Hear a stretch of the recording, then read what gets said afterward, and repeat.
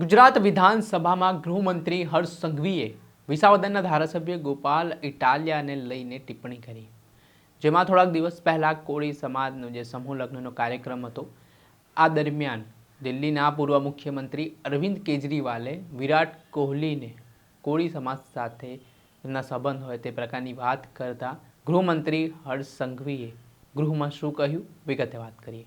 વૈષ્ણવજન તો તેને કહીએ જે પીડ પરાઈ જાનાને રે.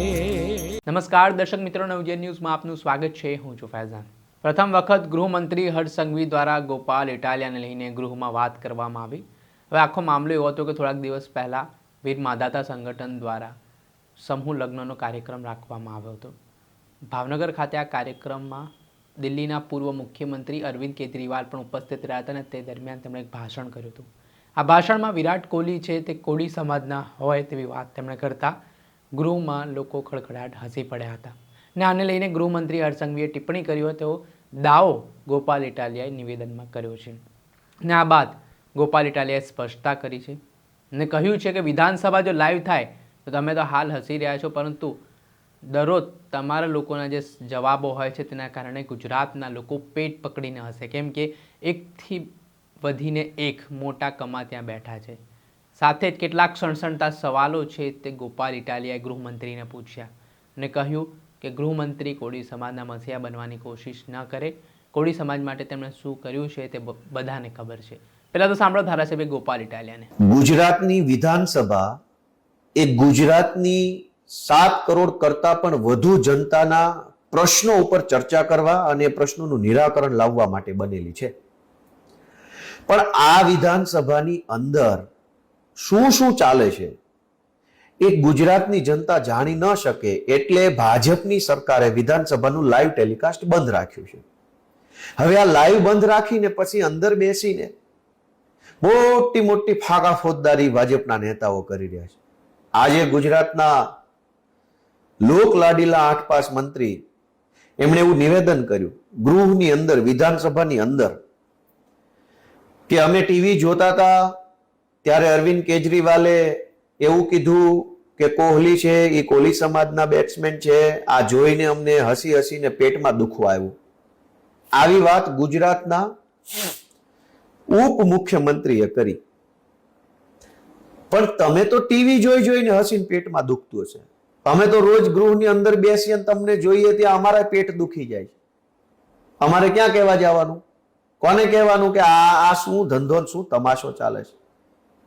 એક વખત જો ગુજરાતની વિધાનસભા લાઈવ કરી દેવામાં આવે ને તો આખા ગુજરાત હસી હસીને પેટમાં દુખી જાય ને એ લેવલનો તમાશો તમારા બધા ભાજપ વાળા રોજ સવારમાં કરે છે વિધાનસભામાં.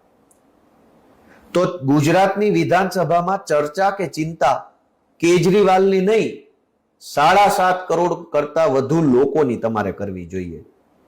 પણ ખબર છે કે અહીંયા એકથી એક ચડિયાતા કમાભાઈ બેઠા છે વિધાનસભા, એકથી એક મોટો કમો. એટલે જો ગુજરાતની જનતા જાણી ન જાય કે ગુજરાતની વિધાનસભાની અંદર લોકોની ચર્ચા નથી થતી, પણ વાહિયાત વિષયો ઉપર, બિનજરૂરી બાબતો ઉપર, બીજા રાજ્યમાં બીજી પાર્ટીની બીજી સરકારો શું કરે છે એની ઉપર ચર્ચા થાય છે. હવે આ કોહલી સરનેમ જે છે અટક, એ તો ઉત્તર ગુજરાતની, ખાસ કરીને પંજાબ અને હરિયાણાની અટક છે. આપણા ગુજરાતના રાજ્યપાલ મહોદય હતા OP કોહલી સાહેબ. કેજરીવાલજી પોતે હરિયાણામાં જન્મેલા છે. હરિયાણા અને પંજાબમાં જ આ સરનેમ છે કોહલી. એને પોતાને નહીં ખબર હોય કે કોહલી પંજાબી ખત્રી સરનેમ છે? એને ખબર જ છે. ગુજરાતમાં ઇટાલિયા, મકવાણા, ત્રિવેદી, ચાવડા, પટેલ આ અટકો ગુજરાતની છે. તો કોઈ પણ ગુજરાતી માણસને ખબર પડી જાય કે આ ગુજરાતની અટક છે. કેજરીવાલને ખબર છે કે કોહલી અટક છે એ પંજાબ અને હરિયાણા સાઈડની અટક છે.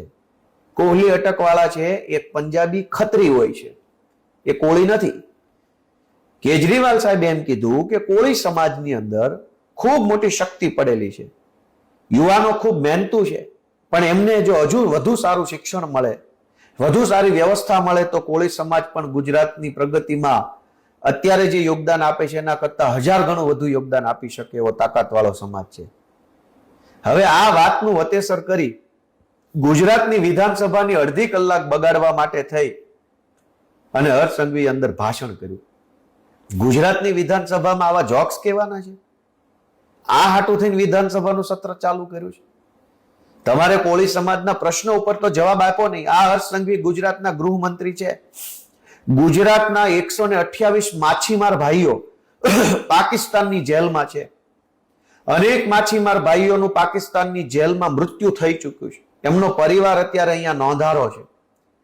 ગુજરાતના ગૃહમંત્રી તરીકે ગુજરાતના માછીમાર ભાઈઓ વિશે જો 2 શબ્દો કીધા હોત, કેમ કે કોળી સમાજ પૈકીનો જ એક વર્ગ છે એ માછીમાર પ્રવૃત્તિ સાથે સંકળાયેલ છે.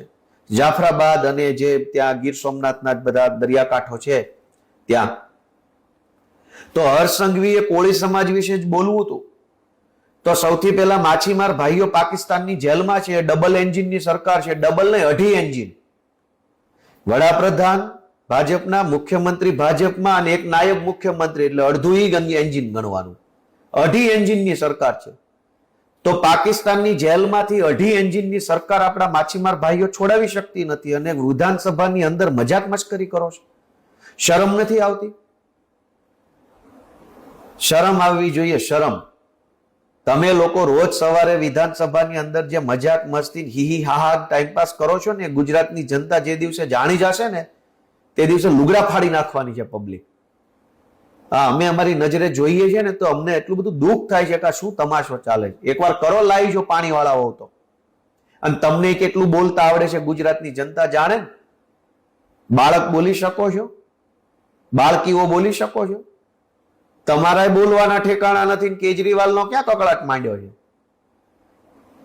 દોસ્તો, આજે મારે બહુ દુઃખ સાથે કહેવું પડે છે કે કોળી સમાજનો મસીહા બનવાની હર્ષ સંઘવીએ કોઈ કોશિશ કરવાની જરૂર નથી. કારણ કે મેં વિધાનસભામાં પ્રશ્ન ઉપસ્થિત કર્યો છે કે કોળી સમાજનું આસ્થાનું સ્થાન એવા સંત શ્રી વેલનાથ બાપુ, વડજોગી વેલનાથ કહેવાય એવી લોકવાયકા છે કે વેલનાથ બાપુનો જન્મ જુનાગઢ તાલુકાના પલાસવા ગામે થયેલો. આ પલાસવા ગામ અમારી વિસાવદર વિધાનસભાની બોર્ડરનું ગામ છે. ત્યાં સંત શ્રી વેલનાથ બાપુનો ધૂણો આવેલો છે. આખા ગુજરાતનો કોળી સમાજ માંધાતા ભગવાન અને વેલનાથ બાપુને ખૂબ માને છે.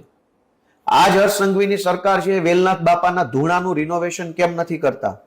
પવિત્ર યાત્રાધામમાં વેલનાથ બાપુનો ધૂણો સામેલ કેમ નથી કર્યો? વેલનાથ બાપાનો ધૂણો આખા ગુજરાતમાં કોળી સમાજની આટલી મોટી સંખ્યા છે, વેલનાથ બાપુને માને છે. આ વેલનાથ બાપુના ધૂણાના મેં દર્શન કર્યા છે અને મને કહેતાય તે ખુશી થાય છે કે વેલનાથ બાપુના લગ્ન છે એ અમારા વિસાવદર વિધાનસભાના જ એક ગામમાં થયા હતા. અને વેલનાથ બાપુનો ધૂણો જે છે એ પણ વિસાવદરની બાજુમાં આવ્યો છે. કોળી સમાજના આસ્થાનું કેન્દ્ર તમારે ડેવલપ કરવું નથી, એમાં ગ્રાન્ટ આપવી નથી, પવિત્ર યાત્રાધામમાં સામેલ કરવો નથી અને પર્યટન સ્થળની અંદર પવિત્ર પર્યટન સ્થળમાં એનો વિકાસ કરવો નથી અને વિધાનસભાની અંદર બોલ બચ્ચન કરવું છે. હું આજે ખુશી અને વટ સાથે કહી શકું છું કે મેં વિધાનસભાની અંદર વેલનાથ બાપુના ધૂણો, એમનું જન્મસ્થાન જે છે એને ડેવલપ કરવા માટેની માંગણી રજૂ કરી છે. અને અમારા નેતા અરવિંદ કેજરીવાલજીએ વીર માનધાતા સંગઠન દ્વારા આયોજિત રાજુભાઈ સોલંકીના નેતૃત્વમાં જે સમૂહ લગ્ન થયા, સર્વજ્ઞાતિ સમૂહ લગ્ન, એમાં હાજરી આપી અને પ્રસંગને ઉજળો બનાવ્યો છે. અને હવે કોળી સમાજના કાર્યક્રમમાં અરવિંદ કેજરીવાલ આવ્યા એ વાતથી હર્ષ સંઘવીને કા પેટમાં બળે છે? એટલે તમને પેટમાં દુખે છે બીજી વાતનું, પણ બોલો છો બીજી વાતે પકડાઈ ચૂક્યું છે. મહેરબાની કરી ગુજરાતની વિધાનસભાનો કિંમતી સમય આવી ઠઠ્ઠા મશ્કરી કરવામાં બગાડવાના બદલે ગુજરાતની વિધાનસભા લાઈવ કરો અને જનતાને બતાવો કે તમે લોકો અંદર શું ધંધાઓ કરો છો. આપણે સાંભળેલા વિસાવદરના આમ આદમી પાર્ટીના ધારાસભ્ય ગોપાલ ઇટાલિયા જે તેમણે આક્રમક પ્રતિક્રિયા આપી છે અને જે રીતે વિધાનસભા લાઈવ કેમ નથી થતી તેને લઈને તેમણે પ્રહારો જે કર્યા છે સરકાર પર, તેના કારણે રાજનીતિ ગરમાઈ છે. દર્શક મિત્રો, આવા જ નવા વિડીયો સાથે આપણે માહિતગાર કરતા રહીશું, એટલે નવજીવન ન્યૂઝ જોતા રહો.